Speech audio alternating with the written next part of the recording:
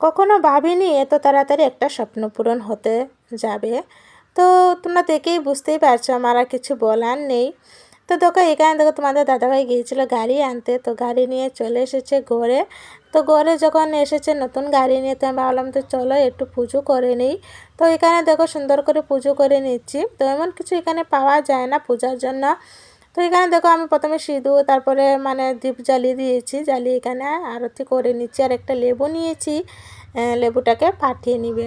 তো এটা মানে নেওয়ার কোনো ইচ্ছে ছিল না, তারপরেও মানে অনেক দিনের মানে শখও ছিল। আবার এত তাড়াতাড়ি নিয়ে নেবো তাও মানে বুঝতে পারিনি। তারপরেও যে ভাবলাম যে না নিয়ে নেই, হয়তো আমাদেরকে নিতে হবে, তো এই জন্য আমরা একটা নিয়ে নিলাম। আর এটা নেওয়ার কারণ হচ্ছে এদিকে সেদিকে যাওয়ার জন্য না অনেক প্রবলেম হয়। তো সব সময় মানে বাস টাইমে আসে না। তো এই জন্য মানে এদিকে সেদিকে যাওয়ার জন্য অনেক মানে প্রবলেম হয়ে যায় আমাদের। তো তাই জন্য এই জিনিসটা নেওয়া। তো কেমন হয়েছে এই জিনিসটা অবশ্যই কমেন্টে জানিও। আর আমি ফেসবুক থেকে টাকা পেয়েছি, তোমরা সবাই জানো। তো ফেসবুকের যে টাকা পেয়েছি টাকায় গাড়ি কেনা যাবে না। তো মানে প্রথম পেমেন্ট পেয়েছি এমনটাও মানে গাড়ি তো কিনতেই পারবো না এমন পেমেন্ট পেয়েছি। তো যাই হোক তোমরা যে পাশে থাকো অবশ্যই মানে আমার স্বপ্নটা পূরণ হবে। আর আমার এই স্বপ্নটা আমার বরমশাই মানে পুড়িয়ে দিয়েছে, ঠিক আছে। তো এই ছিল মানে আমার স্বপ্ন পূরণের। তো এখন চলে এসেছি রান্না করে, চিকেন রান্না করব। তো দেখো এই যে মাংস নিয়ে এসেছে বর, এদিকে তো গাড়ি নিয়ে এসেছে।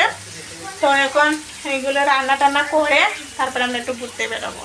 তো চলো রান্না টান্না করে নিই, তারপর তোমার সাথে আবার দেখা হবে। তো রেডি হয়ে পড়েছি, এখন আমরা যাব ঘুরতে। এদিকে তো তোমার বর মশাই কী করছে, প্যান্ট করছে, প্যান্ট প্যান্ট। তো আমরা এখন যাবো, মাথা থেকে রুমালগুলো। এদিকে দেখো ছেলে গাড়ি, যেই গাড়ি নিয়ে এসেছে তবে থেকেই গাড়িতেই শুধু বসে আছে। দেখো মানে গাড়ি পেয়ে প্রচুর হ্যাপি। বাবু কেমন লাগছে গাড়ি পেয়ে বলো? ভালো লাগছে। ভালো আছে? তো গাড়ি পেয়ে প্রচুর খুশি। তো সেই খুশিতে আমরা আজকে যাব ঘুরতে। তো এখন বাজে 4টে, ঠিক আছে। তো আমরা এখন সবাই মিলে ঘুরতে যাব। তো চলো সম্পূর্ণ ভিডিও দেখতে থাকো, ভিডিওটা ভালো লেগে থাকলে শেয়ার করে দিও। তো চলো এটাকে পরে দেখা। তো এবার আমরা রুম থেকে বেরিয়ে পড়েছি। আর এখন বাজে মানে 5টা বেজে গেছিলো রুম থেকে বেরিয়ে বেরোতে।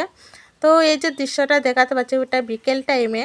তো 5টা দিকে হলে তো একটু অন্ধকার হয়ে যায়। তো আমরা যেহেতু তামিলনাড়ুতে থাকি, এখানে মানে একটু লেট হয় অন্ধকার হতে।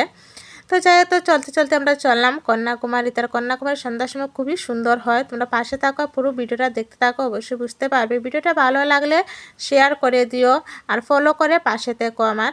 আর তারপরে দেখো আমরাও কিন্তু পৌঁছে গেছি সেই জায়গায়। আর এখানে পৌঁছে দিকে এত সুন্দর ফুল মানে ওরা নিয়ে বসেছে, ভীষণ সুন্দর লাগলো।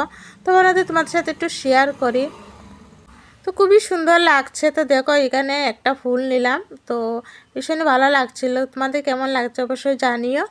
আর তারপরে আমরা চলে গিয়েছিলাম এখানে। আর আজকে তো যেহেতু রোববার ছিল, প্রচুর লোক হয়েছে। আর সন্ধ্যা দিকে যেহেতু মানে এটা কন্যাকুমারী একটা ঠান্ডা ঠান্ডা জায়গা, মানে সমুদ্রের পাড়ে। তো আর এই জায়গাটা কিন্তু নতুন বানিয়েছে, মানে নতুন বলতে এটা আগে ছিল কিন্তু গেট খোলা ছিল না। তো এটা দেখো মানে গেট খুলে দিয়েছে। আর এত সুন্দর জায়গাটা, মানে ভীষণই ভালো লাগছিল। আর অনেক লোক কিন্তু এখানে এসেছিল।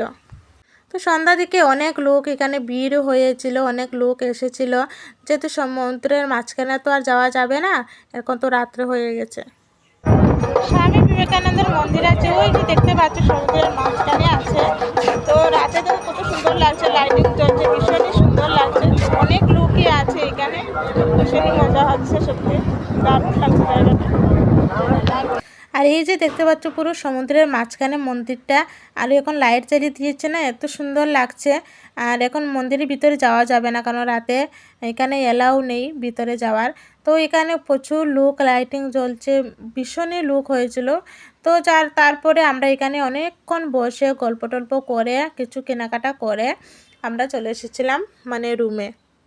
তো এখানে দেখো কত সুন্দর মানে শাড়ি ঝুলিয়ে রেখেছে। তো শাড়িগুলো বেশ ভালোই লাগছিল দেখতে। তো তোমাদের সাথে একটু শেয়ার করি, তো শেয়ার করে দিলাম। কেমন হয়েছে অবশ্যই জানিও। তারপরে আমরা চলে এসেছিলাম মশলার দোকানে। আর এখানে কিন্তু মশলা কিন্তু অনেক মানে কমে পাওয়া যায়, তো তাই জন্য এখানে মশলার দোকানে চলে এসেছি। তো এখানে কিছু মশলা কেনাকাটা করলাম। কেনাকাটা করার পরে এই যে এখানে দেখো সবাই দাঁড়িয়ে আছে। এবার চলে এসেছিলাম মানে একটা ফুলের দোকানে, যেহেতু গাড়ি কেনা হয়েছে একটা মালা তো দিতে হবে, তো তাই জন্য এখান থেকে দুজন দুটা মালা নিয়ে নিয়েছে। দাদাই এর আগে আমাদের আগে গাড়ি নিয়েছিল, তো ফুল মালা লাগায়নি, তো তাই জন্য বললো যে একসাথে মালা লাগিয়ে দিবে দুটা গাড়িতে। তো তাই জন্য মানে দুজন একটা মানে